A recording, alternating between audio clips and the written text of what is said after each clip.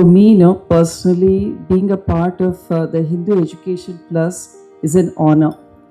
See, that is the reason I made time, and in my schedule, I wanted to intentionally accommodate this event, because this is all about talking to the youth, the future of our country, our nation, and I'm very much interested, especially in the field of education and health. Even as an MP, I'm also a member of consultative committee in the Ministry of Education, and a committee member in the Ministry of Health, and also a governing committee member in Ministry of General Assurances. So for me, it becomes all the more interesting to know the feedback and the actual work which is happening at the grassroots. Now, coming to the Hindu paper, for me, as a youngster, as a student, ಕನ್ನಡದಲ್ಲಿ ಹೇಳಲ್ಲ, ಇಂಗ್ಲೀಷ್ನಲ್ಲಿ ಹೇಳಲ್ಲ? ಕನ್ನಡ ಎಷ್ಟು ಜನ ಕೈ ಎತ್ತಿ? ಮಕ್ಳಿಗೆ address ಮಾಡೋಣ. ಇಂಗ್ಲೀಷ್ ಎಷ್ಟು ಜನ? Okay, then I will just mix English and Kannada. ನನಗೆ ಚಿಕ್ಕವಳಾಗಿದ್ದಾಗ ನ್ಯೂಸ್ ಪೇಪರ್ ಬರೋದು, Times of India Hindu paper ಬರಲೇಬೇಕಿತ್ತು. ಸೊ ನಂದು ಬಾಂಡಿಂಗು ಈಗೇನು 50 ವರ್ಷದ ಜರ್ನಿ ಇದೆ, Hindu paper has been a integral part of my growing up years. ಅದ್ರ ಜೊತೆಗೆ ನಮ್ಮ ಶಾಲೆಯ ಲೈಬ್ರರಿನಲ್ಲೂ ಕೂಡ ಹಿಂದೂ ಪೇಪರ್ ಇರೋದು. ಹಿಂದೂ ಪೇಪರ್ ಶುರು ಆಗಿರೋದು ಯಾವಾಗ ಗೊತ್ತಾ? 1878. ಸೊ 1878ಇಂದ ಇಲ್ಲಿವರೆಗೂ ಸುಮಾರು 148 ವರ್ಷದ ಒಂದು ಇತಿಹಾಸ ಇದೆ. ಆಮೇಲೆ it's one of the very few papers where in each and article is very well written. ಒಂದು ಸ್ಟ್ಯಾಟಿಸ್ಟಿಕ್ಸ್ ತಗೊಂಡ್ರೆ ಎಲ್ಲದನ್ನು ಕೂಡ ವಿಮರ್ಶಿತವಾಗಿ ಬಹಳ ಎಕ್ಸ್ಪರ್ಟ್ಸ್ ಬರೆದಿರ್ತಾರೆ articles. What we say about the fourth pillar of democracy, journalism, ಅದನ್ನು I think the Hindu paper is living up to the expectations of our democracy. So I would like to congratulate the entire Hindu team for that. And also regarding your career counseling, I think this is a very much demanding and important responsibility which the Hindu paper has taken up. But for me, the response, ನಮ್ಮಲ್ಲಿ ದಾವಣಗೆರೆಯಿಂದ ಎಷ್ಟು ಜನ ಮಕ್ಕಳು ಬಂದಿದ್ದೀರಾ, ಯಾವ ಸರ್ಕಾರಿ ಶಾಲೆಯಿಂದ ಬಂದಿದ್ದೀರಾ, ಏಡೆಡ್ ಶಾಲೆಯಿಂದ ಬಂದಿದ್ದೀರಾ, ಪ್ರೈವೇಟ್, ಇದನ್ನೆಲ್ಲ ಕೇಳ್ಕೊಂಡು ಬಂದೆ ಯಾವ ಥರ ರೆಸ್ಪಾನ್ಸ್ ಇದೆ ಮಕ್ಕಳದು, ಪೇರೆಂಟ್ಸಿಂದು ಅಂತ. ಈಗ ಏನಾಗುತ್ತೆ ಅಂದರೆ, ಒಂದೇ ಸಲ 10th ಸ್ಟ್ಯಾಂಡರ್ಡಿಗೆ ಬರ್ತೀರಾ, ಬಂದ ತಕ್ಷಣ ಟೆನ್ಷನ್ ಶುರು ಆಗುತ್ತೆ. ಏನು ಓದ್ಬೇಕು ನಾನು? ಆರ್ಟ್ಸ್ ತೊಗೋಬೇಕಾ, ಕಾಮರ್ಸ್ ತೊಗೋಬೇಕಾ, ನೀಟ್ ತೊಗೋಬೇಕಾ, CET ತೊಗೋಬೇಕಾ? ನಾನಿದ್ದಾಗೂ ಅದೇ ಪ್ರಶ್ನೆ ಇತ್ತು. ಬಟ್ ನಾವಿದ್ದಾಗ ಇನ್ನೂ ಸುಲಭ ಇತ್ತು, ಯಾಕಂದರೆ ಇಂಜಿನಿಯರಿಂಗು, ಮೆಡಿಕಲ್ಲು, ಆಮೇಲೆ ಮ್ಯಾನೇಜ್ಮೆಂಟ್ ನೆಕ್ಸ್ಟ್ ಮಾಡೋದು ಅಂತ. ಸೊ ಚಿಕ್ಕವಳಿದ್ದಾಗೆ ಆ ಪುಟಾಣಿ ಇದ್ದಾಳಲ್ಲ, ಆ ಏಜ್ನಲ್ಲೇ ನಾನು ಡಾಕ್ಟರ್ ಆಗಬೇಕು ಅಂತ ಇದ್ದೆ. ಸೊ ಏನು ಕನ್ಫ್ಯೂಷನ್ ಇರಲಿಲ್ಲ. ನಾನು ಅವಾಗ ನೀಟ್ ಇರಲಿಲ್ಲ, CET ಇತ್ತು ನಾವು ಓದುವಾಗ. ಸೊ ಎಂಟ್ರೆನ್ಸ್ ಎಕ್ಸಾಮ್ ತಗೊಂಡು ಮೆಡಿಕಲ್ಲು, ಡೆಂಟಲ್ 2 ಕಾಲೇಜಸ್ ಆಪ್ಷನ್ಸ್ ಇತ್ತು. ಬಟ್ ಮೆಡಿಕಲ್ ಬೇರೆ ಬಾಗಲಕೋಟೆ ಅಲ್ಲಿ ಸಿಕ್ಕಿತ್ತು, ಅದಕ್ಕೆ ಬೇಡ, ಅಲ್ಲಿ ನಮ್ಮ ದಾವಣಗೆರೆಯಲ್ಲಿ ಡೆಂಟಲ್ ಓದೋಣ ಅಂತ I took a decision. So I was the first admission ನಮ್ಮ ಬಾಪೂಜಿ ಡೆಂಟಲ್ ಕಾಲೇಜ್ನಲ್ಲಿ. ಸೊ ನಾನು ಇದನ್ನು ಯಾಕೆ ಹೇಳ್ತಾ ಇದ್ದೀನಿ ಅಂದರೆ, ಯಾವಾಗಲೂ ಮಕ್ಕಳು, ಈಗ ನಾವು ಮಕ್ಕಳನ್ನ ಸಾಧಾರಣ ಎಲ್ಲರನ್ನೂ ಕೇಳ್ತೀವಿ, ಒಂದ್ಸಲ 10th PUC ಬಂದ ತಕ್ಷಣ ಏನು ಓದ್ತೀಯಾ, ಮುಂದೆ ಏನಾಗಬೇಕು, ಏನು ಆನ್ಸರ್ ಇರುತ್ತೆ ಹೇಳ್ರಿ? ಎಲ್ಲ ಪೋಷಕರಿಗೆ ಗೊತ್ತಿರುತ್ತೆ, ಗೊತ್ತಿಲ್ಲ, ಹೌದಾ? ಗೊತ್ತಿಲ್ಲ ಅಂತ ಹೇಳ್ತಾರೆ. ಅದು ಆಗಬಾರ್ದು. ಆ ಗೊತ್ತಿಲ್ಲ ಅನ್ನೋದನ್ನ ನಾವು ತೆಗೆದು ಹಾಕಬೇಕು, ಅದು ನಮ್ಮ ಜವಾಬ್ದಾರಿ ಆಗುತ್ತೆ. ಮಕ್ಕಳಿಗೆ ಹೈಸ್ಕೂಲಿಗೆ ಬಂದ ತಕ್ಷಣವೇ, whether it is government aided or private institutions, ಅವರಿಗೆ career counselling, both academic and the future career prospects, ಇದರಲ್ಲಿ ಅವರಿಗೆ ಯಾವ ಸಬ್ಜೆಕ್ಟ್ನಲ್ಲಿ ಇಂಟ್ರೆಸ್ಟ್ ಇದೆ, ಮುಂದೆ ಅವರು ಯಾವ ರೀತಿ ಜಾಬ್ನ ಪ್ರಿಫರ್ ಮಾಡ್ತಾರೆ, ಫೀಲ್ಡ್ ವರ್ಕ್ ಪ್ರಿಫರ್ ಮಾಡ್ತಾರೆ, ಆಫೀಸ್ನಲ್ಲಿ ವರ್ಕ್ ಮಾಡಲಿಕ್ಕೆ ಇಷ್ಟ ಆಗುತ್ತಾ, ಸೈನ್ಸಸ್ ಇಷ್ಟ ಆಗುತ್ತಾ, ಆರ್ಟ್ಸ್ ಸಬ್ಜೆಕ್ಟ್ಸ್ ಇಷ್ಟ ಆಗುತ್ತಾ, CA ಮಾಡಬೇಕು ಅಂದ್ಕೊಂಡಿದ್ದಾರಾ, ಇದೆಲ್ಲದನ್ನ ಎಕ್ಸ್ಪ್ಲೋರ್ ಮಾಡಬೇಕಾಗುತ್ತೆ. ಅದು ಯಾವಾಗ ಆಗಬೇಕು ಅಂದರೆ, ನಾವು ಹೈಸ್ಕೂಲಿಗೆ ಬಂದ ತಕ್ಷಣ ಮಕ್ಕಳಿಗೆ ಒಂದು ಹಂತದಲ್ಲಿ ಅವರಿಗೆ ಎಕ್ಸ್ಪೋಷರ್ ಕೊಡಬೇಕು. ಈಗ ಬೇರೆ ರೆಸಿಡೆನ್ಷಿಯಲ್ ಸ್ಕೂಲ್ಸ್ನಲ್ಲಿ ಏನು ಮಾಡ್ತಾರೆ ಅಂದರೆ, ಮೆಡಿಕಲ್ ಇಂಜಿನಿಯರಿಂಗ್ ಸೇರಬೇಕು ಅಂತ ಇದ್ದರೆ, ಮೈ ಓನ್ ಸನ್ಸ್ ಎಕ್ಸಾಂಪಲ್ ಕೊಡ್ತೀನಿ. ಅವ್ರ ರೆಸಿಡೆನ್ಷಿಯಲ್ ಸ್ಕೂಲ್ನಲ್ಲಿ 10th ಸ್ಟ್ಯಾಂಡರ್ಡ್ ಬಂದಾಗ ಅವರನ್ನು ಒಂದು ಮೆಡಿಕಲ್ ಕಾಲೇಜಿಗೆ ಹೋಗಿ ಅಲ್ಲಿ ಇಂಟರ್ನ್ಶಿಪ್ ಮಾಡಿರಿ ಅಂತ ಕಳಿಸ್ತಾರೆ, ಅಥವಾ ಒಂದು ಇಂಡಸ್ಟ್ರಿಗೆ ಹೋಗಿ 1 month ಅಲ್ಲಿ ವರ್ಕ್ ಮಾಡು ಅಂತ ಹೇಳ್ತಾರೆ, ಅಥವಾ ಇನ್ಯಾವುದಾದ್ರೂ ಆಫೀಸು, ನಿಮಗೇನು ಇಂಟ್ರೆಸ್ಟ್ ಇದೆ ಹೋಗಿ ಅಲ್ಲಿ ವರ್ಕ್ ಮಾಡಿರಿ, ಒಂದು ಇಂಟರ್ನ್ಶಿಪ್ ಕೋರ್ಸ್. ಹಾಗೆ ಮಾಡಿದಾಗ ನಿಮಗೆ ಗೊತ್ತಾಗುತ್ತೆ ಎಷ್ಟೋ ಜನ ಮೆಡಿಕಲ್ ಸೇರಿದಾಗ, ಸ್ಪೆಷಲಿ ಗರ್ಲ್ಸು ಬಾಯ್ಸು ಇದ್ದಾಗ, ಒಂದು ಡಿಸೆಕ್ಷನ್ ಮಾಡ್ತೀವಲ್ಲ, ಬಾಡಿನ ಡಿಸೆಕ್ಟ್ ಮಾಡಬೇಕು ಅಂದರೆ ಯಾರು ಫಸ್ಟ್ ಫೇಂಟ್ ಆಗೋದು, ಬಾಯ್ಸಾ ಗರ್ಲ್ಸಾ? ನಿಮ್ಮ ಪ್ರಕಾರ ಗಂಡು ಮಕ್ಕಳೇ ಬೇಗ ತಲೆ ಸುತ್ತು ಬಂದು ಬೀಳೋದಲ್ಲಿ, ಹೌದಾ? ಸೊ ಈ ರೀತಿ ಇರುತ್ತೆ. ಆ ಒಂದು ವರ್ಕಿಂಗ್ ಅವರ್ಸ್ ಇರುತ್ತೆ, ಪ್ರೆಷರ್ ಇರುತ್ತೆ, ನೀವು ಆನ್ ಕಾಲ್ ಡ್ಯೂಟೀಸ್ ಇರುತ್ತೆ. Are you ready for that? ನಿಮ್ಮ ಜೀವನ ಪೂರ್ತಿ ಆ ಜಾಬ್ ಮಾಡ್ಲಿಕ್ಕೆ ರೆಡಿ ಇದ್ದೀರಾ ಇಲ್ಲ ಅಂತ ನೀವು ಒಂದೊಂದೇ ಎಕ್ಸ್ಪೋಜರ್ ಸಿಕ್ಕರೆ ಪ್ರಿಪೇರ್ ಆಗ್ತೀರಾ. ಇದ್ರ ಜೊತೆಗೆ ಎಜುಕೇಷನ್ ಅಂದ ತಕ್ಷಣನೇ ಬರೀ ಮಾರ್ಕ್ಸ್ ಇನ್ ರೇಸ್ನಲ್ಲಿ ದಯವಿಟ್ಟು ಹೋಗಬೇಡ್ರಿ. ಇದು ನಾನು ಎಲ್ಲ ಪೇರೆಂಟ್ಸಿಗೂ ಮಕ್ಕಳಿಗೆ ಹೇಳಲಿಕ್ಕೆ ಬಯಸ್ತೀನಿ. ನಾನು ನೀಟಿಗೆ ಪ್ರಿಪೇರ್ ಮಾಡಬೇಕು, CETಗೆ ಪ್ರಿಪೇರ್ ಮಾಡಬೇಕು, IAS UPSC ಎಕ್ಸಾಮ್ಸಿಗೆ ಪ್ರಿಪೇರ್ ಮಾಡಬೇಕು, ಇನ್ಯಾವುದಾದ್ರು ಎಂಟ್ರೆನ್ಸ್ ಎಕ್ಸಾಮ್ಸಿಗೆ ಪ್ರಿಪೇರ್ ಮಾಡಬೇಕು ಅಂತ ಮಕ್ಕಳ ಮೇಲೆ ಪ್ರೆಷರ್ ಸಿಕ್ಕಾಬಟ್ಟೆ ತರಬೇಡ್ರಿ. ಇದು ಅಕಾಡೆಮಿಕ್ ಸ್ಟಡೀಸ್ ಜೊತೆಗೆ ನಿಂದು ಪರ್ಸ್ನಾಲಿಟಿ ಡೆವಲಪ್ಮೆಂಟು, ನಿಂದು ಎಕ್ಸ್ಪೋಷರು, ಎಷ್ಟು ನೀನು ಎಕ್ಸಿಬಿಷನ್ಸ್ ಅಟೆಂಡ್ ಮಾಡ್ತೀಯ, ಬೇರೆ ಬೇರೆ ಸ್ಟೇಟು ಇಂಟರ್ ಸ್ಟೇಟ್ ಕಾಂಪಿಟೀಷನ್ಸ್ ಇರುತ್ತೆ, ನ್ಯಾಷನಲ್ ಲೆವೆಲ್ ಕಾಂಪಿಟೀಷನ್ಸ್ ಇರುತ್ತೆ, ಎಲ್ಲೆಲ್ಲಿ ಹೋಗ್ತೀರಾ, ಒಂದು ಆಪರ್ಚುನಿಟಿ ಸಿಕ್ಕರೆ ದಯವಿಟ್ಟು ಅದನ್ನೆಲ್ಲ ಎಕ್ಸ್ಪ್ಲೋರ್ ಮಾಡಿರಿ. ನಾನು ಸ್ಟೂಡೆಂಟ್ ಆಗಿದ್ದಾಗೆ ಪಾಟ್ನಾ, ಬಿಹಾರ್ ಅಲ್ಲಿ ತನಕ ಹೋಗಿದ್ವಿ. ಅದು ಒಂದು ಟ್ರೈನಲ್ಲೂ ಹೆಂಗೆ ಹೋಗಿದ್ದು ಅಂದರೆ ನ್ಯೂಸ್ ಪೇಪರ್ ಹಾಕ್ಕೊಂಡು ಬಾತ್ರೂಮಿಗೆ ಹೋಗ್ತಾರಲ್ಲ, ಅಲ್ಲಿ ಕುತ್ಕೊಂಡು ಎಕ್ಸ್ಪೀರಿಯನ್ಸ್ ಮಾಡಿರೋದು. ಫಸ್ಟ್ ಟೈಮು ಒಂದು ಮಡಿಕೆ ಕಪ್ನಲ್ಲಿ ಚಹಾ ಕುಡ್ದಿರೋ ಅನುಭವ. 7th ಸ್ಟ್ಯಾಂಡರ್ಡ್ ಇದ್ದಿದ್ದು ನಾನು ಅವಾಗ.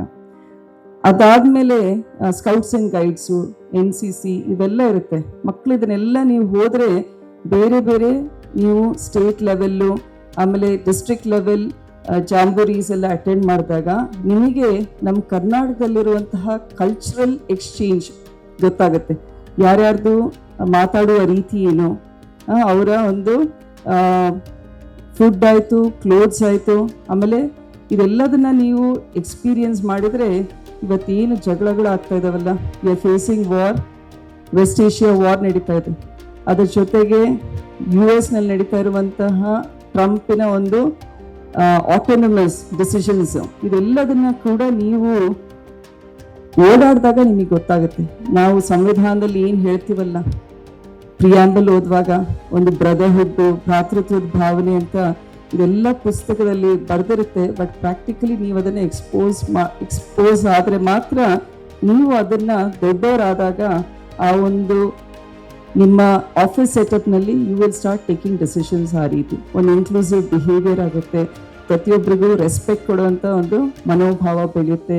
ಆಮೇಲೆ ಸ್ಪೋರ್ಟ್ಸು, ಆಮೇಲೆ ಡ್ರಾಮಾ, ಇದೆಲ್ಲದರಲ್ಲಿ ಪಾರ್ಟಿಸಿಪೇಟ್ ಮಾಡುವಾಗ ನಿನ್ನಲ್ಲಿರುವಂತಹ ಲೀಡರ್ಶಿಪ್ ಕ್ವಾಲಿಟೀಸ್ ಡೆವಲಪ್ ಆಗುತ್ತೆ. ಅದರಿಂದ ಕೇವಲ ನಾನು ಓದಿ ಮಾರ್ಕ್ಸ್ ತೆಗಿತೀನಿ ಅನ್ನೋದಕ್ಕಿಂತ ಒಂದು ಒಳ್ಳೆ ಪರ್ಸ್ನಾಲಿಟಿ ಬೇಕಾಗಿದೆ. ನೀವು ಯಾವುದೇ ದೊಡ್ಡ ಕಂಪ್ನಿಗೂ ಹೋದರೆ ಹಾರ್ಡ್ ಸ್ಕಿಲ್ಸ್ ಜೊತೆಗೆ ನಿಮ್ಮ ಸಾಫ್ಟ್ ಸ್ಕಿಲ್ಸ್ ಬಗ್ಗೆ ಕೂಡ ಅಷ್ಟೇ ಒಂದು ವೇಟೇಜ್ ಕೊಡ್ತಾ ಇದ್ದಾರೆ, ಪ್ರಿಫರೆನ್ಸಸ್ಸು. ಆಮೇಲೆ ಇವತ್ತಿನ ದಿನ ನಮ್ಮ ಮಕ್ಕಳು ಗೊತ್ತಿಲ್ಲ ಅಂತಾರಲ್ಲ, ಫಸ್ಟ್ ಇದನ್ನು ತೆಗೆದು ಹಾಕಬೇಕಾಗಿದೆ. ಗೊತ್ತಿಲ್ಲ ಅನ್ನೋದು ಹೋಗಬೇಕು ಮಕ್ಕಳಿಗೆ. ನಾನು ಏನು ಕರಿಯರ್ ತೊಗೋಬೇಕು, ನನ್ನ ಇಂಟ್ರೆಸ್ಟ್ ಏನು, ನನ್ನ ಸ್ಟ್ರೆಂತ್ ಏನು, ಇದನ್ನೆಲ್ಲ ತಿಳ್ಕೊಳ್ಳಿ. ಅದ್ರ ಜೊತೆಗೆ ಪೋಷಕರು ಕೂಡ ಅವ್ರಿಗೆ ಸಪೋರ್ಟಿವ್ ಆಗಿ ವರ್ಕ್ ಮಾಡಲಿ. ಆಮೇಲೆ ಪ್ರೆಸೆಂಟ್ ಸಿನಾರಿಯೋನಲ್ಲಿ we all know India is a young nation ಅಂತ ಹೇಳ್ತೇವೆ. 65%ಕ್ಕೂ ಜಾಸ್ತಿ ಜನಸಂಖ್ಯೆ ದೇ ಆರ್ ಬಿಲೋ 35 years. ಬೇರೆ ದೇಶಗಳಿಗೆ ಹೋಲಿಸಿದರೆ ನಮ್ಮ ಭಾರತ ಅತ್ಯಂತ ಒಳ್ಳೆ ಯುವ ದೇಶ ಅನ್ನೋ ಹಾಗಿದೆ. ಯುವಕರ ಸಂಖ್ಯೆ ಜಾಸ್ತಿ ಇದೆ. ಆದ್ದರಿಂದ ಇಂತಹ ಯುವಕರಲ್ಲಿ ಮುಂದೆ ಬರುವಂತಹ ಒಂದು, ನಾವಾಗಲೇ 2019-20ನಲ್ಲಿ ಪ್ಯಾಂಡಮಿಕ್ ಫೇಸ್ ಮಾಡಿದ್ವಿ. ಈಗ ಸದ್ಯಕ್ಕೆ ವಾರ್ ಫೇಸ್ ಮಾಡ್ತಾ ಇದ್ವಿ, ಸಿಚುವೇಶನ್ ಆಫ್ ವಾರ್. ಇದ್ರ ಜೊತೆಗೆ ಆರ್ಟಿಫಿಷಿಯಲ್ ಇಂಟೆಲಿಜೆನ್ಸ್ ಎಲ್ಲರೂ ಕೇಳ್ತಾ ಇದ್ದೀವಿ, ಹೌದಾ? AI ಇಂಟರ್ವೆನ್ಷನ್ ಇದೆ.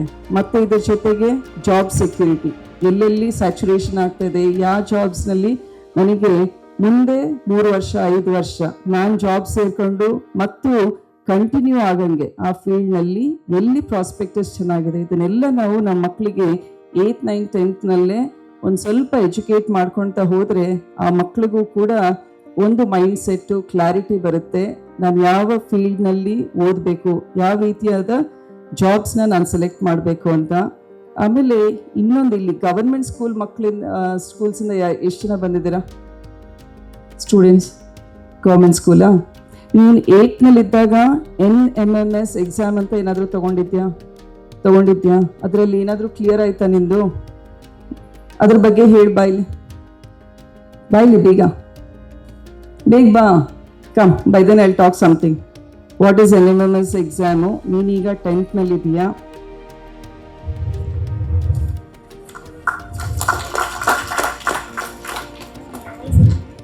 ಮತ್ತೆ ಯಾರಿದ್ದೀರಾ ಗೌರ್ಮೆಂಟ್ ಸ್ಕೂಲ್ನಲ್ಲಿ? ಸ್ಟೇಜ್ ಮೇಲೆ ಕರಿಯಲ್ಲ, ಬಟ್ NMMS ಎಕ್ಸಾಮ್ ಬರೆದಿದ್ದೀರಾ ಅಂತ. Okay, tell me something about this exam. It's on. ನಿನ್ನ ಹೆಸರು ಹೇಳು.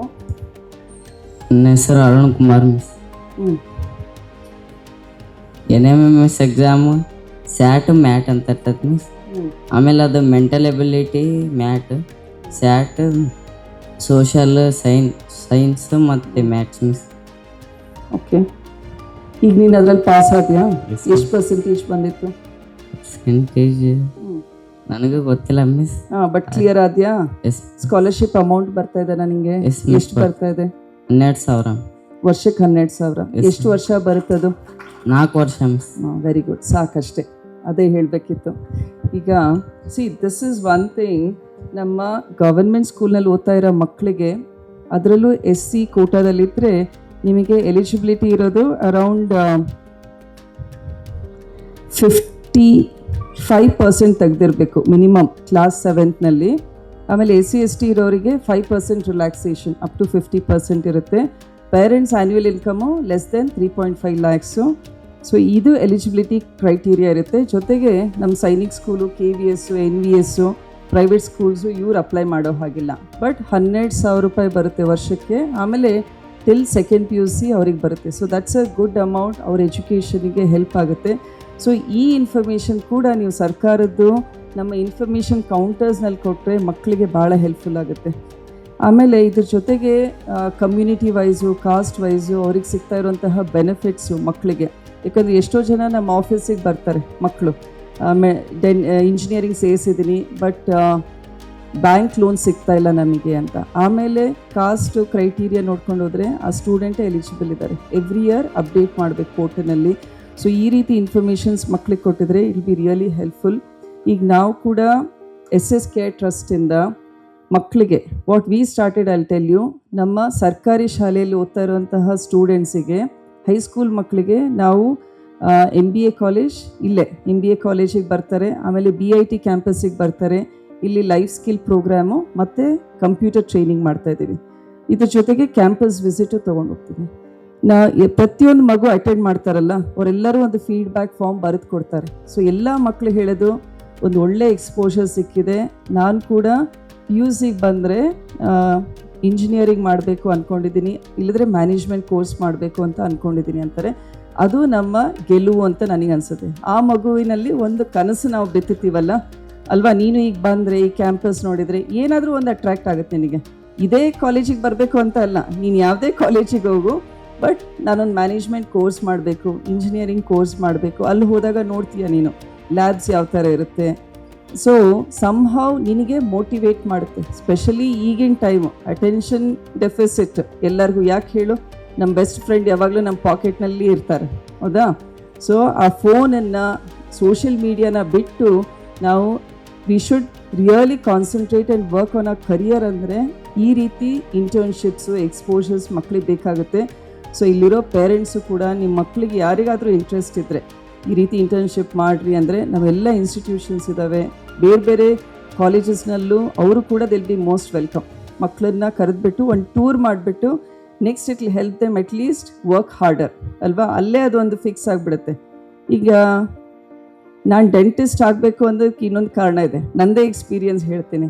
ಮೆಡಿಕಲ್ ಇಲ್ಲ ಅಂದರೆ ಡೆಂಟಲ್ ಆಗಬೇಕು ಅಂದರೆ ನಮ್ಮ ಊರು ಕಕ್ಕರಗೊಳ್ಳದಲ್ಲಿ ನಾನು ಹುಟ್ಟಿರೋದು. ಸೊ ಬೇಸಿಗೆ ರಜೆಗೆ ಹೋದಾಗ ಅಲ್ಲಿ ಡೆಂಟಲ್ ಕಾಲೇಜಿಂದ ಒಂದು ಮೊಬೈಲ್ ವ್ಯಾನ್ ಬಂದಿತ್ತು. ಸೊ ನನಗೆ ಆವಾಗ ಏಜ್ ಇದ್ದಿದ್ದು ಐ ಥಿಂಕ್ 12 to 15 years. ಎಲ್ಲ ನಿಮ್ಮದು ಮಿಲ್ಕ್ ಟೀತು ಅವಾಗ ಸ್ವಲ್ಪ ಅಲ್ಲಾಡ್ತಾ ಇರುತ್ತಲ್ವಾ, ಸೊ ಅದನ್ನು ಸರಿಯಾಗಿ ಊಟ ಮಾಡ್ತಾ ಇರಲ್ಲ ನೀವು. ಅವಾಗ ನಮ್ಮ ದೊಡ್ಡಪ್ಪಜ್ಜಿ ಕರ್ಕೊಂಡೋಗಿ ಆ್ಯಂಬುಲೆನ್ಸ್ನಲ್ಲಿ ಆ ಹಲ್ಲನ್ನ ಕೀಳ್ಸಿದ್ರು. So that was my first experience with a dentist. So ಅಲ್ಲಿ ಒಂದು ಡೆಂಟಲ್ ಸೆಟಪ್ ಹೆಂಗಿರುತ್ತೆ, ಡೆಂಟಿಸ್ಟ್ ಯಾವ ರೀತಿ ವರ್ಕ್ ಮಾಡ್ತಾ ಇದ್ದಾರೆ. ಸೊ ನಿಮ್ಮ ಮಕ್ಕಳದ್ದು ಜವಾಬ್ದಾರಿ ಆಗುತ್ತೆ. ನೀವು ಎಲ್ಲೇ ಹೋದರೂ ಕೂಡ ಒಂದು ಸ್ವಲ್ಪ ಓಪನ್ ಮೈಂಡ್ ಇಟ್ಕೊಂಡು ವರ್ಕ್ ಮಾಡಬೇಕು. ನೀನೊಂದು ಫ್ಯಾಷನ್ ಡಿಸೈನಿಂಗ್ ಸೆಂಟರಿಗೆ ಹೋದರೆ ಅಥವಾ ಸಮ್ ಹ್ಯಾಂಡ್ಲೂಮ್ ಸೆಂಟರಿಗೆ ಅಮ್ಮ ಕರ್ಕೊಂಡು ಹೋಗ್ತಾರೆ, ಸೀರೆ ಶಾಪಿಂಗಿಗೆ ಕರ್ಕೊಂಡು ಹೋಗ್ತಾರೆ ಅಂತ ಬರೀ ಕಲರ್ ಸೀರೆ ನೋಡಿ ಬರೋದಲ್ಲ, ಸೀರೆನಲ್ಲಿ ಯಾವ ರೀತಿ ವರ್ಕ್ ಆಗ್ತಾ ಇದೆ, ಒಂದು ಮೆಟೀರಿಯಲ್ ಟೆಕ್ಸ್ಚರ್ ಏನು, ಇದು ಯಾವ ಸ್ಟೇಟ್ ಆ್ಯಂಡ್ ಸೀರೆ ಇದು. ಸೊ ಎಲ್ಲಾದರೂ ನೀನು ಇಂಟ್ರೆಸ್ಟು ಪ್ಯಾಷನ್ ಡೆವಲಪ್ ಆಗಬೇಕಲ್ಲ. 3 ಹೊತ್ತು ಬರೀ ಫೋನಲ್ಲಿ ಇರ್ತೀವಿ, ಗಾಸಿಪ್ ಮಾಡ್ತೀವಿ, ಅದು ಏಮ್ ಅಲ್ಲ. ಬುಕ್ಸ್ ಇನ್ನೊಂದು, ಎಲ್ಲರೂ ಕೂಡ ಹೊರಗಡೆ ಅಷ್ಟೊಂದು ಬುಕ್ಸು ಡಿಸ್ಪ್ಲೇ ಇಟ್ಟಿದ್ದಾರೆ 2 ಟೇಬಲ್ಸ್ನಲ್ಲಿ. ಸೊ ಒಬ್ಬರು ನಿನ್ನ ರೋಲ್ ಮಾಡೆಲ್ ಯಾರಿದ್ದಾರೆ, ನೀನು ಅವರಂತೆ ಆಗಬೇಕು. ಅವ್ರ ವ್ಯಾಲ್ಯೂಸ್ ಇರ್ಬೋದು, ಸೋಷಲ್ ಸರ್ವಿಸ್ ಇರ್ಬೋದು, ಅಥವಾ ಯಾವ ಫೀಲ್ಡ್ನಲ್ಲಿ ಅವ್ರು ಅಚೀವ್ ಮಾಡಿದ್ದಾರೆ, ನೀನು ಅದನ್ನು ನೋಡಿಕೊಂಡು ಸ್ಟಾರ್ಟ್ ಪ್ಲ್ಯಾನಿಂಗ್. ಎಲ್ಲದೂ ಅಪ್ಪಾಜಿ ಅಮ್ಮ LKG UKG ಕೈ ಹಿಡ್ಕೊಂಡು ಹೋಗ್ತಾರೆ. ಅದಾದಮೇಲೆ ನಿನ್ನೊಂದು ಗಾಳಿಪಟದ ಥರ ಒಂದು ದಾರ ಹಾಕಿ ನಿನ್ನನ್ನು ಬಿಡ್ತಾರೆ ಆಕಾಶದಲ್ಲಿ. ದಾರ ಎಳಿತಾ ಇರ್ತೀವಿ ನಾವು, ಬಟ್ ಫ್ರೀಯಾಗೆ ನೀನು ಆಕಾಶದಲ್ಲಿ ಹಾರಾಡೋದನ್ನು ಕಲಿಬೇಕಾಗತ್ತೆ ನೀನು. ಅದಕ್ಕೆ ನಿನ್ನ ಎಫರ್ಟ್ ಎಷ್ಟಿರುತ್ತೆ, ಬುಕ್ಸ್ ಎಷ್ಟು ಓದ್ತೀಯಾ, ಯಾವ ರೋಲ್ ಮಾಡೆಲ್ಸ್ ಇಟ್ಕೊಂಡಿದೀಯಾ ನೀನು, ಮೀಡಿಯಾದಲ್ಲಿ ಸರ್ಚ್ ಮಾಡು, ಆಡಿಯೋ ಬುಕ್ಸ್ ಇರುತ್ತೆ, ಅದನ್ನೆಲ್ಲ ನೋಡಿ ಒಂದು ಅರ್ಧ ಗಂಟೆ 1 ಗಂಟೆ ಕನ್ಸ್ಟ್ರಕ್ಟಿವ್ ವರ್ಕ್ ಮಾಡಿ. ದಯವಿಟ್ಟು ಎಲ್ಲ ಮಕ್ಕಳು ನಿಮ್ಮ ಸೋಷಿಯಲ್ ಮೀಡಿಯಾ ಟೈಮ್ನ ಅದನ್ನು ಕೂಡ ಯೋಚನೆ ಮಾಡಿರಿ. ಇದ್ರ ಜೊತೆಗೆ ಇವನ್ ಇನ್ SSK ಟ್ರಸ್ಟ್ ಕೌಶಲ್ಯ ಜೊತೆಗೆ ನಾವು ಇನ್ನೊಂದು ಪ್ರೋಗ್ರಾಮು ನಮ್ಮ CET NEET coaching for government school students ಅದನ್ನು ಕೂಡ ಮಾಡಿದ್ವಿ. ಅದು ಫಸ್ಟ್ ಆಫ್ ಇಟ್ಸ್ ಕೈಂಡ್ ದಾವಣಗೆರೆಯಲ್ಲಿ ಶುರು ಮಾಡಿದ್ದು. ಅದಾದ ನಂತರ ಸ್ಟೇಟ್ನಲ್ಲಿ ಅವರು ಕೂಡ ಪ್ರೋಗ್ರಾಮ್ ಶುರು ಮಾಡಿದ್ದು CET ನೀಟ್ ಕೋಚಿಂಗು. ಅದರ ಜೊತೆಗೆ ನಮ್ಮ ಮಕ್ಕಳು ಈಗ ಏನಾಗ್ತಾ ಇದೆ ಅಂದರೆ ಎಲ್ಲರದು ಡಿಗ್ರಿ ಆಗಿರುತ್ತೆ, ಬಟ್ ಎಷ್ಟು ಜನ ಎಂಪ್ಲಾಯಬಲ್ ಇರ್ತಾರೆ ಅದು ಒಂದು ಚಾಲೆಂಜ್ ಆಗಿದೆ. ನಾವು ಸ್ಟಡಿ ಪ್ರಕಾರ ಕೇವಲ 40 to 50% of graduates are employable ಅಂತ ಇದೆ.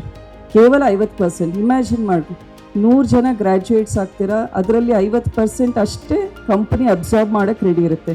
ಯಾಕೆ ಅಬ್ಸಾರ್ಬ್ ಮಾಡ್ತಾ ಇಲ್ಲ ಅವರು, ಏನು ಕೊರತೆ ಇದೆ? ನನ್ನ ಹತ್ರ ಮಾರ್ಕ್ಸ್ ಇದೆ, ಪಾಸ್ ಆಗಿದ್ದೀನಿ ನಾನು, ಆದರೆ ನೀವು ಯಾಕೆ ನನಗೆ ಕೆಲಸ ಕೊಡ್ತಾ ಇಲ್ಲ ಅಂತ ಕೇಳ್ತಾರೆ ಎಷ್ಟು ಜನ. ಇಲ್ಲಿ ನಮ್ಮ ಆಫೀಸಿಗೂ ಬರ್ತಾರೆ ಡಿಗ್ರಿ ಸರ್ಟಿಫಿಕೇಟ್ ಇಟ್ಕೊಂಡು. ಅದನ್ನು ಎಲ್ಲದ್ರದ್ದು ಒಂದು ಫಾರ್ಮ್ಯಾಟ್ ಐತಿ, ಅದನ್ನು ಡೌನ್ಲೋಡ್ ಮಾಡಿ ನಿನ್ನ ಬಯೋಡಾಟಾ ಮಾಡ್ಕೊಳೋದು, ನಿನ್ನ ಇಂಟ್ರೆಸ್ಟ್ ಮಾಡ್ಕೊಳೋದು, ಇಂಟರ್ಪರ್ಸ್ನಲ್ ಸ್ಕಿಲ್ಸು ಕಾಪಿ ಪೇಸ್ಟ್ ಮಾಡಿ ಹಾಕ್ಕೊಂಡು ತಂದಿರ್ತಾರೆ. ಅಲ್ಲಿ ಸ್ಟೂಡೆಂಟಿಗೆ ನಾನು 1 ಪೇಜ್ ಬರ್ಕೊಂಡು ಬಾ ನೀನು ಅಂತ ಹೇಳಿದರೆ ಅಷ್ಟೊಂದು ಮಿಸ್ಟೇಕ್ಸ್ ಇರುತ್ತೆ. ಟೈಪ್ ಮಾಡಿಸಿದ್ರೆ ಅಷ್ಟೊಂದು ಮಿಸ್ಟೇಕ್ ಆಗ್ತಾಯಿದೆ. ಕೇವಲ ನೀನು ಕ್ಲಾಸ್ ರೂಮ್ನಲ್ಲಿ ಓದೋದಲ್ಲ, ನಿಂದೇನು ಸ್ಟ್ರೆಂತು, ನಿಂದೇನು ವೀಕ್ನೆಸ್ಸು ಅಂತ ತಿಳ್ಕೊಬೇಕಾಗತ್ತೆ. ನಾವು ಅದನ್ನು ತಿಳ್ಕೊಂಡು ನೀವು on your own time allot ಮಾಡಬೇಕು. ನಾನು ಇಂಗ್ಲೀಷ್ನಲ್ಲಿ ವೀಕ್ ಇದ್ದೀನಿ, ಕಮ್ಯುನಿಕೇಷನ್ ಸ್ಕಿಲ್ಸು ಇದರಲ್ಲಿ ಲ್ಯಾಕ್ ಮಾಡ್ತಾ ಇದ್ದೀನಿ, ನನ್ನ ಸ್ಪೆಲ್ಲಿಂಗ್ಸು ಇಷ್ಟು ಮಿಸ್ಟೇಕ್ ಆಗ್ತಾ ಇದ್ದಾವೆ ಅಂತ ನೀನು ಅದನ್ನು ಪಟ್ಟಿ ಮಾಡಿಕೊಂಡು ಎಫರ್ಟ್ ಹಾಕಬೇಕಾಗುತ್ತೆ. ಆನ್ಲೈನ್ ಎಷ್ಟೊಂದು ಕೋರ್ಸಸ್ ಇದ್ದಾವೆ.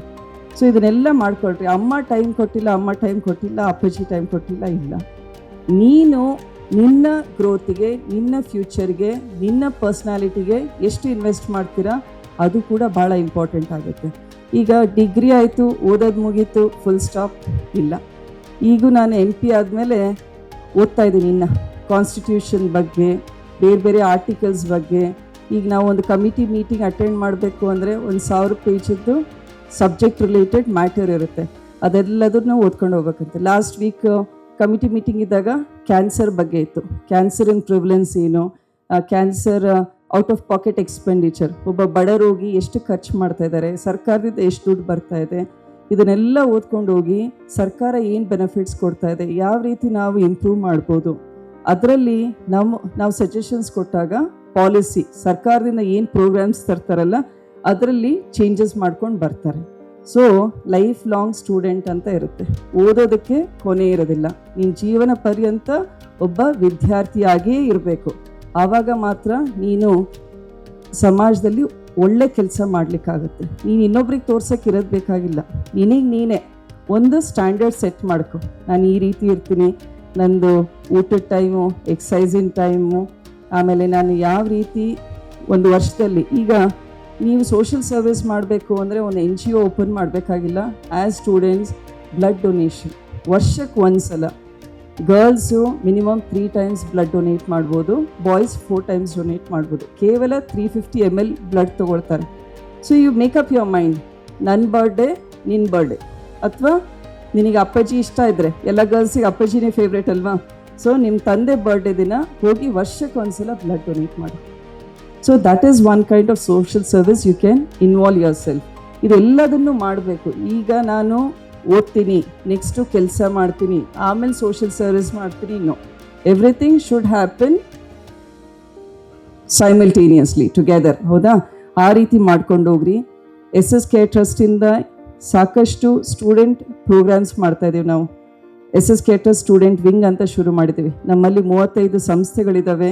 ಸೊ ಎಲ್ಲ ಸಂಸ್ಥೆಗಳಲ್ಲಿ ಇರುವಂತಹ ಸ್ಟೂಡೆಂಟ್ಸ್ನ ನಾವು ಸ್ಟೂಡೆಂಟ್ ವಿಂಗಿಗೆ ಸೇರಿಸ್ಕೊಂಡಿದ್ದೀವಿ. ಈ ಎಲ್ಲ ಸ್ಟೂಡೆಂಟ್ಸು ಕೂಡ ಪ್ರತಿ ತಿಂಗಳು ಒಂದು ಪ್ರೋಗ್ರಾಮ್ ಮಾಡ್ತಾ ಇದ್ದಾರೆ.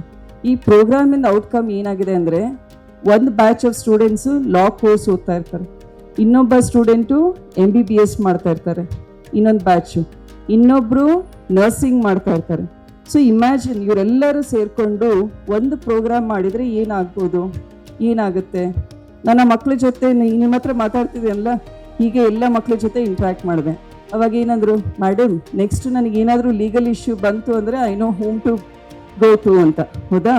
So he will be your trusted lawyer if you want to take a second opinion.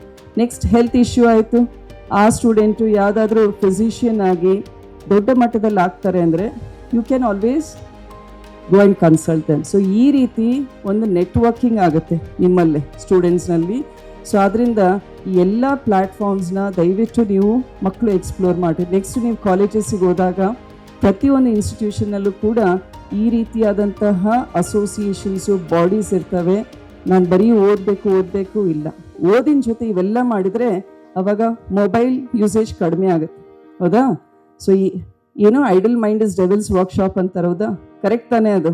So ಬ್ಯುಸಿಯಾಗಿದ್ದರೆ, active ಆಗಿದ್ದರೆ ಎಲ್ಲ ಆಲೋಚನೆಗಳು ಜೊತೆಗೆ ಫ್ರೆಂಡ್ಶಿಪ್ಸ್, ಒಳ್ಳೆ ಫ್ರೆಂಡ್ಶಿಪ್ಸ್ ಮಾಡಿ. ಕಮಿಟ್ಮೆಂಟ್ ಬೇಡ. All of you girls and boys, commitment ಎಲ್ಲಿಗಿರಬೇಕು? ನೀನು ಎಜುಕೇಷನ್ ಆಗಬೇಕು, ನಿನ್ನ ಕರಿಯರ್ ಬರಬೇಕು, ಅದಾದಮೇಲೆ get committed to your partner. Till then no such commitments. ಯಾಕಂದರೆ ನಿನ್ನ ಕಾಲ ಮೇಲೆ ನೀನು ನಿಂತಿಲ್ಲ, ಫೈನಾನ್ಷಿಯಲಿ ಇಂಡಿಪೆಂಡೆಂಟ್ ಆಗಿಲ್ಲ, ಎಷ್ಟೋ ಕೇಸಸ್ ಬರ್ತವೆ. So I thought I should tell you, because ಇದಾಗ್ತಾ ಇರೋ ಟ್ರಾನ್ಸಿಷನ್ನೇ 20-21 ಇಯರ್ಸಿಗೆ, 18, 19, 20. ಸೊ ನೀವೆಲ್ಲ ಇಂಡಿಪೆಂಡೆಂಟ್ ಆಗಿರ್ತೀರಾ, ಹಾಸ್ಟೆಲ್ಗಳಲ್ಲಿ ಇರ್ತೀರಾ, ಅಥವಾ ಇಲ್ಲೇ ಇದ್ದರೂ ಕೂಡ ನಿಮಗೆ ನಿಮ್ಮ ಜವಾಬ್ದಾರಿಯ ಸಂಪೂರ್ಣ ಅರಿವಿರಬೇಕು. ನಾನು ಯಾವ ರೀತಿ ಇರಬೇಕು, ನನ್ನ ಪ್ರಯಾರಿಟಿ ಏನೀಗ ಲೈಫ್ನಲ್ಲಿ ಅನ್ನೋದನ್ನು. So don't get carried away, have your priorities set. ಇದರ ಜೊತೆಗೆ SSK ಟ್ರಸ್ಟಿಂದ ನಾವು ಸಂಕಲ್ಪ ಅಂತ ಒಂದು ಪ್ರೋಗ್ರಾಮ್ ಕೂಡ ಸ್ಟಾರ್ಟ್ ಮಾಡಿದ್ದೀವಿ. ಇದು IAS, ಸಿವಿಲ್ ಸರ್ವಿಸಸ್ಸಿಗೆ, ಬ್ಯಾಂಕಿಂಗಿಗೆ ಯಾರು ಪ್ರಿಪೇರ್ ಇಂಟ್ರೆಸ್ಟ್ ಇದೆ ಅವರಿಗೆಲ್ಲ ನಾವು ಫ್ರೀಯಾಗಿ ನಮ್ಮ ಫೈನ್ ಆರ್ಟ್ಸ್ ಕಾಲೇಜ್ನಲ್ಲಿ ಟ್ರೈನಿಂಗ್ ಕೂಡ ಕೊಡ್ತಾ ಇದ್ದೀವಿ. ಸೊ ಒಟ್ಟಾರೆ ಎಜುಕೇಷನ್ಗೆ ಸಾಕಷ್ಟು SSK ಟ್ರಸ್ಟಿಂದ ನಾವು ಸಪೋರ್ಟ್ ಮಾಡ್ತಾಯಿದ್ದೀವಿ. ಇವತ್ತು ನೀವು ಮಕ್ಕಳೆಲ್ಲರಿಗೂ ಗೊತ್ತಿಲ್ಲ ಅಂತ ದಯವಿಟ್ಟು ಹೇಳ್ಬೇಡ್ರಿ, ಗೊತ್ತು ಮಾಡ್ಕೊಳ್ರಿ ಏನು ಅಂತ. ಪೇರೆಂಟ್ಸ್ ಕೂಡ ಮಕ್ಕಳಿಗೆ ಎಜುಕೇಷನ್ ಕೊಟ್ಟ ಮೇಲೆ, ಸ್ಪೆಷಲಿ ಗರ್ಲ್ಸ್, ಸೊ ಅವರು ಮದುವೆ ಆಯಿತು ಅನ್ನೋದಕ್ಕೆ ಅಲ್ಲಿಗೊಂದು ಕರಿಯರಿಗೆ ಫುಲ್ ಸ್ಟಾಪ್ ಆಗಬಾರ್ದು. So after your education work ಮಾಡ್ತೀನಿ, ಆ ರೀತಿ ನೀವು ಕೂಡ ರೆಸ್ಪಾನ್ಸಿಬಲ್ ವೇನಲ್ಲಿ ಕಮಿಟ್ ಆಗ್ರಿ ಅಂತ ನಾನು ಅದನ್ನು ಕೂಡ ಮಕ್ಕಳಿಗೆ, ಪೋಷಕರಿಗೆ ಇಬ್ಬರಿಗೂ ಹೇಳಿಕ್ಕೆ ಬಯಸ್ತೀನಿ. ಆಮೇಲೆ ಈಗಿನ ಪ್ರೆಸೆಂಟ್ ಸಿಚುವೇಷನಲ್ಲಿ ನಾವು ಕರಿಯರ್ಸ್ ಬಗ್ಗೆ ಹೇಳುವಾಗ ಅಗ್ರಿಕಲ್ಚರ್ ಸೆಕ್ಟರ್, ಇದ್ರ ಬಗ್ಗೆ ಕೂಡ ಬಾಯ್ಸ್ ಯಾರಿಗಾದರೂ ಇಂಟ್ರೆಸ್ಟ್ ಇದೆನಾ? ಅಗ್ರಿಕಲ್ಚರ್ ಸೆಕ್ಟರ್ನಲ್ಲಿ ಎಲ್ಲ ಇಂಜಿನಿಯರಿಂಗ್ CS ಮಾಡಬೇಕು ಅಂತನಾ? ಅಗ್ರಿಕಲ್ಚರ್ ಸೆಕ್ಟರ್ ಇಂಟ್ರೆಸ್ಟ್ ಇದೆನಾ? ಓಕೆ. ಅಗ್ರಿಕಲ್ಚರ್ ಸೆಕ್ಟರ್ನಲ್ಲಿ ಮೇನ್ಲಿ ನಮ್ಮ FPOs, ಅದರಲ್ಲಿ ಸಾಕಷ್ಟು ಪೊಟೆನ್ಷಿಯಲ್ ಇದೆ. ನೀನು ಏನೇ ಪ್ರಾಡಕ್ಟ್ಸ್ ಮಾಡಿದರೂ ಕೂಡ ಅದನ್ನು ಮಾರ್ಕೆಟಿಗೆ, ಈಗ ಎಲ್ಲದೂ ಸ್ಟಾರ್ಟಪ್ಸು, ಆಂಟರ್ಪ್ರಿನರ್ಸ್, ಸೆಲ್ಫ್ ಎಂಪ್ಲಾಯ್ಡ್ ಬಗ್ಗೆ ನಾವು ಜಾಸ್ತಿ ಸರ್ಕಾರದಿಂದನೂ ಕೂಡ ಒತ್ತು ಕೊಡ್ತಾ ಇದ್ದೀವಿ. ಸೊ ಆದ್ದರಿಂದ ಎಷ್ಟು ಸಣ್ಣ ಯಂಗ್ಸ್ಟರ್ಸ್ ನೋಡ್ತಾ ಇದ್ದೀವಿ ನಾವು, they have become entrepreneurs and investors. ಹೌದಾ? ಸೊ ನಿನಗೆ ಆ ರೀತಿ ಇಂಟ್ರೆಸ್ಟ್ ಇದ್ದರೆ ದಯವಿಟ್ಟು ಪರ್ಸ್ಯೂ ಮಾಡು. ದೇ ಗೋ ಆ್ಯಂಡ್ ನಾಕ್ ಆನ್ ದ ರೈಟ್ ಡೋರ್ಸ್. ಹೌದಾ? ಯಾರು ಸಕ್ಸಸ್ ಸ್ಟೋರೀಸ್ ಇದೆ ಅಲ್ಲ, ಅವ್ರ ಬಗ್ಗೆ ನೀನು ಇಂಟರ್ನೆಟ್ನಲ್ಲಿ ಎಲ್ಲ ಅವೈಲೇಬಲ್ ಇದೆ. ನಮ್ಮ ಡಿಸ್ಟ್ರಿಕ್ಟ್ನಲ್ಲಿ ಎಷ್ಟೋ ಜನ ಸಕ್ಸಸ್ಫುಲ್ ಇದ್ದಾರೆ FPOs. ಸೊ ಅವ್ರನ್ನೆಲ್ಲ ಕಾಂಟ್ಯಾಕ್ಟ್ ಮಾಡಿಬಿಟ್ಟು ನೀನು ಯಾವ ರೀತಿ ವರ್ಕ್ ಮಾಡಬೇಕು ಅಂತ ಪ್ಲ್ಯಾನ್ ಮಾಡು. ಒಟ್ಟಾರೆ ಎಲ್ಲ ಮಕ್ಕಳಿಗೂ ನನಗೆ ದಯವಿಟ್ಟು ಬುಕ್ಸ್ ಓದ್ರಿ, ಬುಕ್ಸು. ಆಮೇಲೆ ಒಂದು ರೋಲ್ ಮಾಡೆಲ್ಸ್ ಇಟ್ಕೊಳ್ರಿ. ಅಪ್ಪ ಅಮ್ಮ ನಿಮ್ಮ ರೋಲ್ ಮಾಡೆಲ್ಸ್. ಹೌದು, ಅವರು ಸಾಕಷ್ಟು ಕಷ್ಟಪಡ್ತಾ ಇದ್ದಾರೆ ನಿಮ್ಮನ್ನು ಓದಿಸ್ಲಿಕ್ಕೆ, ನಿಮ್ಮ ಫ್ಯೂಚರ್ ಸೆಕ್ಯೂರ್ ಮಾಡಲಿಕ್ಕೆ. ಸೊ ಅವರಿಗೆ ನೀವು ಹೆಚ್ಚಿನ ಗೌರವ ಮತ್ತು ವಿಶ್ವಾಸದಿಂದ ನಡ್ಕೊಂಡು ಹೋಗ್ರಿ through out your life. B trust worthy. And ಇನ್ನೊಂದು ನಾನು ಹೇಳಬೇಕಾಗಿರೋದು, ನಮ್ಮ ಇಡೀ ಜಿಲ್ಲೆಗೆ ಒಂದು ಕೀರ್ತಿ ತಂದಿದ್ದಾರೆ, ಹೌದಾ? There is one student from Channagiri, ಅವ್ರ ಹೆಸರು ಭರತ್ ಅಂತ. ಹೆಂಗೆ ನೆನಪಿರುತ್ತೆ ಹೇಳು? ಭಾರತ ದೇಶ, ಭಾರತ್ ಅವನ ಹೆಸರು, ಯಾರೂ ಮರೆಯೋ ಹಾಗಿಲ್ಲ. ಸೊ ಅವರು ಕೂಡ 625ಗೆ 625 first time in Davanagere achieve ಮಾಡಿದ್ದಾರೆ. ಕುಬ್ಬಾಳ್ ವಿಲೇಜ್. ನಿನ್ನೆ ಅವ್ರನ್ನ ಹೋಗಿ ವಿಶ್ ಮಾಡಿ ಬಂದೆ. ಸುಮಾರು 4 ಜನ ಗರ್ಲ್ಸ್ ಕೂಡ ಅವ್ರ ಜೊತೆ 620ಗಿನ ಜಾಸ್ತಿ ತೆಗೆದಿದ್ದಾರೆ. ಇನ್ನೊಂದು ಏನು ವಿಶೇಷ ಅಂದರೆ, ಆ ಮಕ್ಕಳನ್ನ ಕೇಳಿದೆ ನಾನು, 2 ಬಾಯ್ಸು 2 ಗರ್ಲ್ಸ್ ಇದ್ದರು, ಆಯಿತಾ? ಸೊ ಬಾಯ್ಸಿಗೆ ನೀನು ನೆಕ್ಸ್ಟ್ ಏನು ತೊಗೊಳ್ತೀಯ ಅಂದ ತಕ್ಷಣವೇ ಬಾಯ್ಸ್ ಏನಂತ ಇದ್ದಾರೆ, ಮೇಡಮ್ ನಾನು ನೀಟ್ ಮಾಡಬೇಕು ಅಂತ. ಗರ್ಲ್ಸ್ ಇಬ್ಬರು ಏನಂತಾರೆ, ನಾನು JEE ಕ್ರ್ಯಾಕ್ ಮಾಡಬೇಕು ಅಂತ. ಸೊ ಎಲ್ಲ ಚೇಂಜ್ ಆಗ್ತಾ ಇದೆ. Girls are going towards technical side, technical education, stem educations, and boys prefer health care sectors ಅನ್ನೋ ಹಾಗಿದೆ. ಬಟ್ ಒಟ್ಟಾರೆ ನಿಮ್ಮ ಪ್ರಿಫರೆನ್ಸ್ ಏನಿದೆ, ನಿಮ್ಮ ಕನಸು ಏನಿದೆ, ನಾವೆಲ್ಲರೂ ನಿಮಗೆ ಸಪೋರ್ಟ್ ಮಾಡಲಿಕ್ಕೆ ರೆಡಿ ಇದ್ದೀವಿ. ನಮ್ಮ SSK ಟ್ರಸ್ಟಿಂದ ಕೂಡ ನಿಮಗೆ ಸ್ಟೂಡೆಂಟ್ ಲೋನ್ಸ್ ಕೊಡ್ತೀವಿ. ದಯವಿಟ್ಟು ವೆಬ್ಸೈಟ್ನಲ್ಲಿ ಲಾಗಿನ್ ಆಗಿ ನಿಮ್ಮ ಡೀಟೇಲ್ಸ್ನ ಸಬ್ಮಿಟ್ ಮಾಡಿ ಪೋರ್ಟಲ್ನಲ್ಲಿ. ಇದ್ರ ಜೊತೆಗೆ ನಿಮಗೆ ಒಳ್ಳೆ ಇನ್ಸ್ಟಿಟ್ಯೂಷನಲ್ಲಿ ಅಡ್ಮಿಷನ್ ಸಿಕ್ತು, ನಿಮ್ಮ ಫರ್ದರ್ ಎಜುಕೇಷನಿಗೆ ಸ್ಕಾಲರ್ಶಿಪ್ ಅಮೌಂಟ್ ಬೇಕು ಅಂದರೆ ನಮ್ಮ ಆಫೀಸ್ನಲ್ಲಿ ದಯವಿಟ್ಟು ಕಾಂಟ್ಯಾಕ್ಟ್ ಮಾಡಿರಿ. ಲಾಸ್ಟ್ ಇಯರ್ ಕೂಡ ಸುಮಾರು ಜನ ಸ್ಟೂಡೆಂಟ್ಸ್ನ ಸೂರತ್ಕಲ್ನಲ್ಲಿ ಜಾಯ್ನ್ ಆಗಿದ್ದಾರೆ. ಸೊ ಇಂಥ ಸ್ಟೂಡೆಂಟ್ಸ್ನ ಎನ್ಕರೇಜ್ ಮಾಡೋದು ನಮ್ಮ ರೆಸ್ಪಾನ್ಸಿಬಿಲಿಟಿ ಆಗುತ್ತೆ. And I think education is a weapon with which you can change the world alla. So prove that. Go out and prove that. And we are always there with you anta heli. Nimma Hindu paper gu my best wishes. And to all the students and parents. Parents also, please support your children. Give them lots of love and blessings. And thank you very much.